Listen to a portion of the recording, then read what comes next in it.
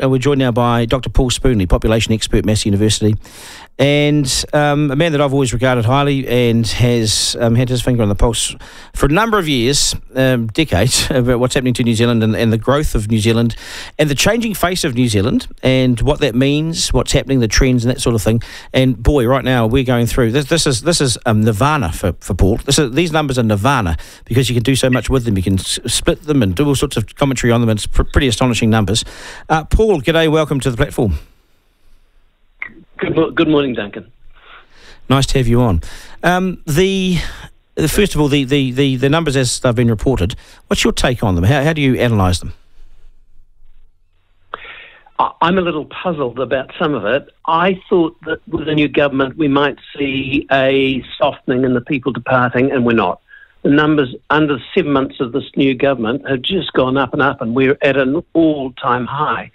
The numbers incoming, so migrants coming to New Zealand, are also very high. They've come off a wee bit, but they're incredibly high. So we've got, last year we grew by 2.8%, and that's 7 times higher than the OECD average. The migration, most of our population growth is driven by migration at this point. So it's a big story in town at the moment.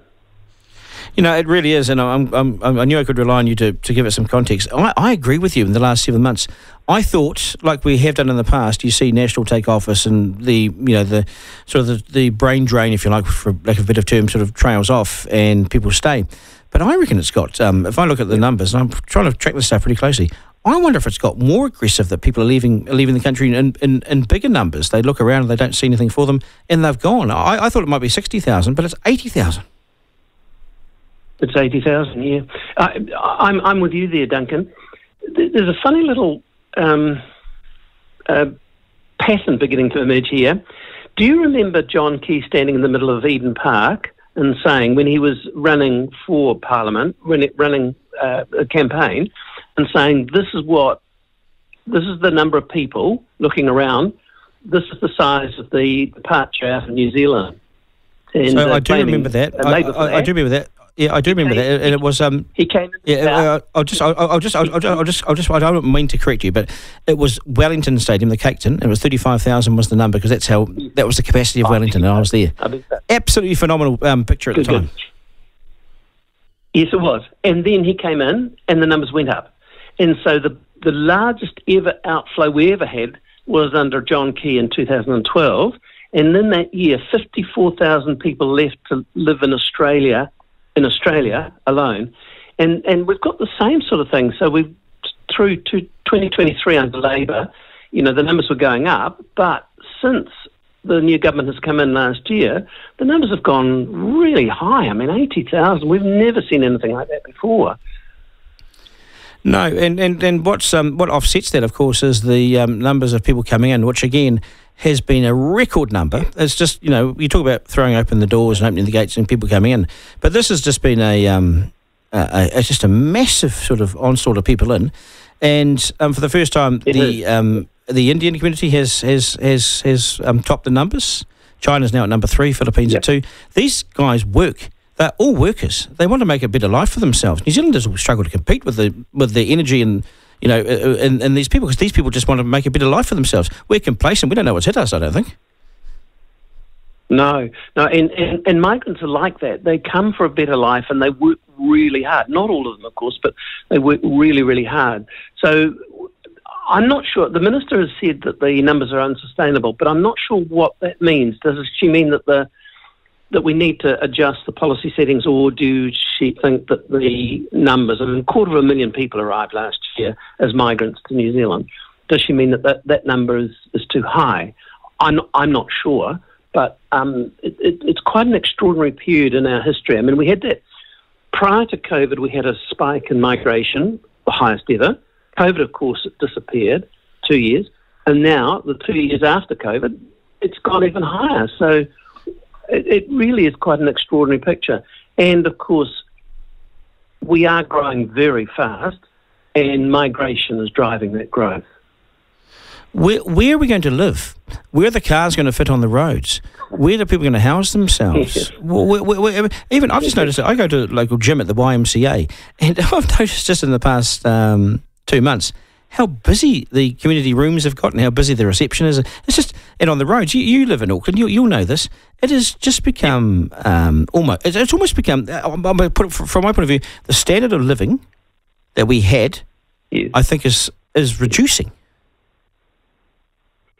Yes, and what you're noticing is the deficit between the number and the population growth and the ability to provide the services and infrastructure.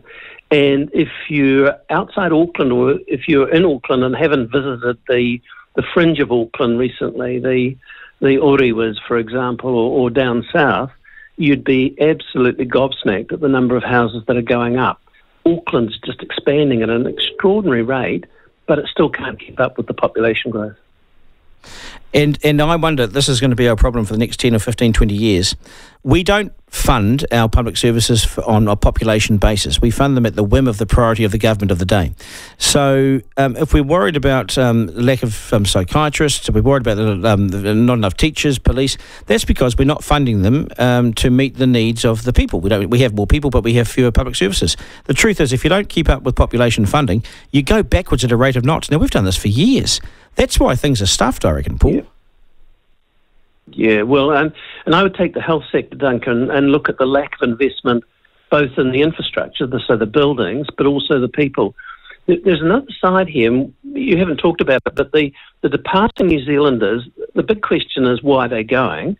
And I think part of that is that we've got a system which loads them up with debt. Let's take Duncan Garner, who's just gone through medical school, and you've got a huge amount of debt.